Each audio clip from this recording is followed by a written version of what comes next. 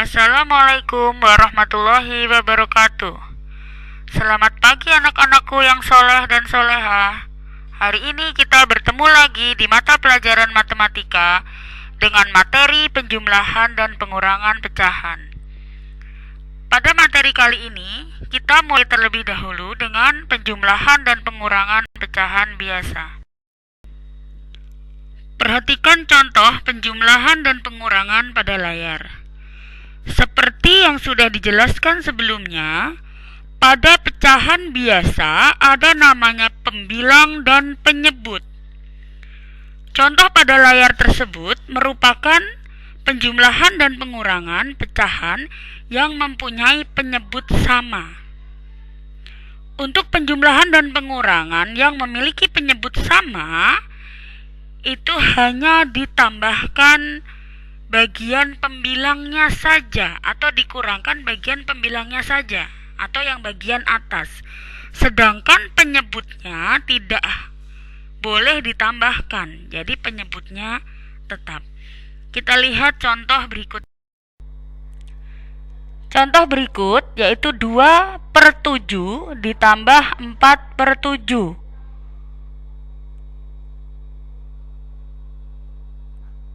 2/7 ditambah 4/7 memiliki penyebut yang sama. Jadi tidak usah ditambah penyebutnya, tinggal pembilangnya saja yang ditambah. Yang atas saja, 2 ditambah 4/7. Jadi hasilnya adalah 6/7.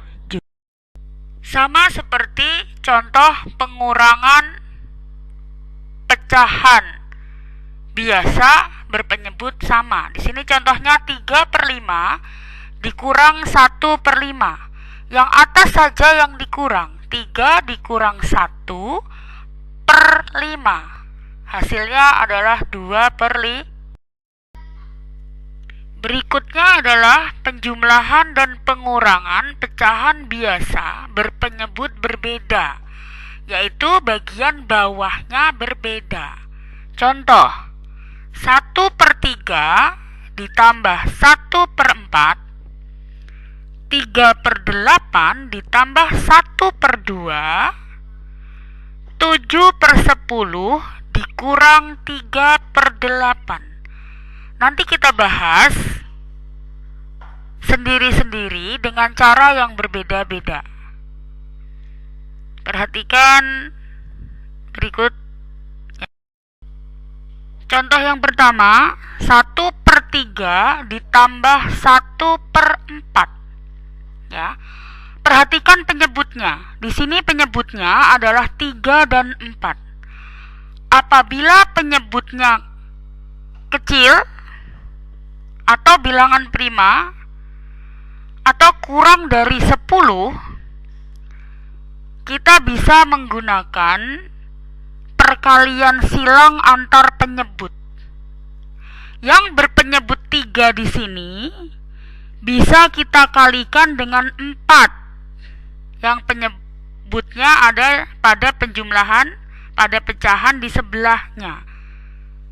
Sedangkan yang berpenyebut 4 kita kali dengan angka 3, penyebut pada pecahan yang satunya. Jadi 1/3 ditambah 1/4 itu bisa kita hitung dengan cara pecahan 1/3-nya kita kali dengan 4 untuk pecahan sebelahnya, ya, penyebut pada pecahan sebelahnya. Jadi di sini 1 dikali 4 per 3 dikali 4. Jangan lupa, apabila kita akan merubah pecahan menjadi pecahan senilai, pembilang dan penyebutnya harus dikali dengan angka yang sama. Apabila penyebutnya dikali 4, pembilangnya juga harus dikali 4. Sedangkan pecahan yang 1/4 dikali dengan 3, yaitu penyebut dari pecahan 1/3. Jadi di sini 1 dikali 3 per 4 dikali 3. Hasilnya adalah 4/12 ditambah 3/12. Dari sini penyebutnya sudah sama, sehingga baru bisa dijumlahkan. Jangan lupa, yang dijumlahkan hanya bagian atas saja. Jadi 7/12. 7 diperoleh dari 4 ditambah 3, sedangkan penyebutnya sama, tidak perlu dirubah. Contoh yang kedua, untuk penjumlahan pecahan biasa berpenyebut berbeda. 3/8 ditambah 1/2.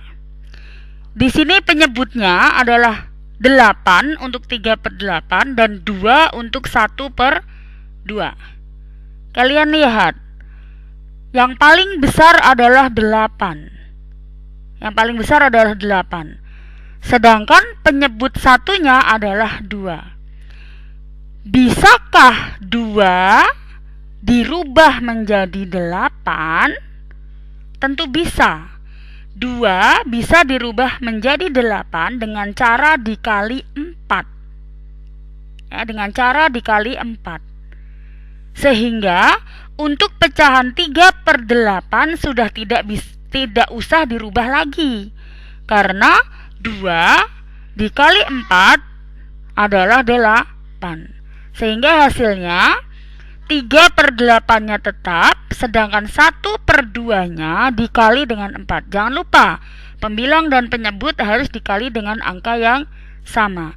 Sehingga 1 dikali 4 per 2 dikali 4. Hasilnya adalah 3/8 ditambah 4/8. Penyebutnya sudah sama, tinggal pembilangnya yang atas ditambah. Sehingga hasil akhirnya adalah 7/8. Contoh yang ketiga. Di sini Ibu menggunakan pengurangan pecahan biasa. 7/10 dikurang 3/8. Selain menggunakan dua cara yang sebelumnya, penjumlahan atau pengurangan pecahan biasa bisa menggunakan cara merubah penyebutnya dengan KPK. Ya, kita mencari KPK antara penyebut 10 dan 8. Nanti kita perhatikan langkah-langkahnya seperti KPK. Masih ingatkah kalian dengan KPK? KPK adalah kelipatan persekutuan terkecil. Untuk mencari KPK, kalian cari terlebih dahulu kelipatannya. Di sini KPK antara 10 dan 8. Berarti kita cari kelipatan 8 dan 10. Kelipatan 8, 16, 24, 32, 40, 48, 56, 72, 80, 88 dan seterusnya. Sedangkan kelipatan 10, 20, 30, 40, 50, 60, 70, 80, 90 dan seterusnya. Dari kelipatan 8 dan 10 itu kita cari manakah angka yang sama atau kelipatan yang sama. Nah, kelipatan yang sama di sini Ibu kasih huruf dengan warna merah, yaitu ada 40 dan 80. Itu namanya kelipatan persekutuan. Sedangkan KPK adalah kelipatan persekutuan yang paling kecil.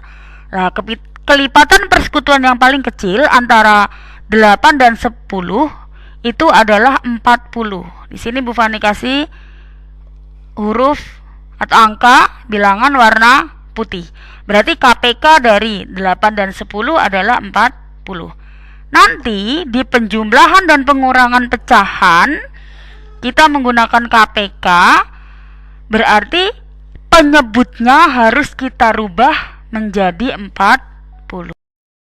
Kita kembali lagi ke pecahan yang tadi ya. 7/10 dikurang 3/8. Kita tadi sudah dapatkan KPK-nya adalah 40. Berarti penyebutnya harus kita rubah menjadi 40. 10 dikali berapa biar jadi 40? Ya, 10 dikali 4. Ya, 10 dikali 4 adalah 40. Sedangkan 8 dikali berapa biar jadi 40? Yaitu 8 dikali 5. Jangan lupa, jika penyebutnya dikali 4, pembilangnya juga harus dikali 4. Jika penyebutnya dikali 5, pembilangnya juga harus dikali 5. Ya, bagian atas dan bagian bawah harus dikali dengan angka yang sama. Jadi hasilnya di sini adalah 7 dikali 4 per 10 dikali 4 dikurangi 3 dikali 5 per 8 dikali 5.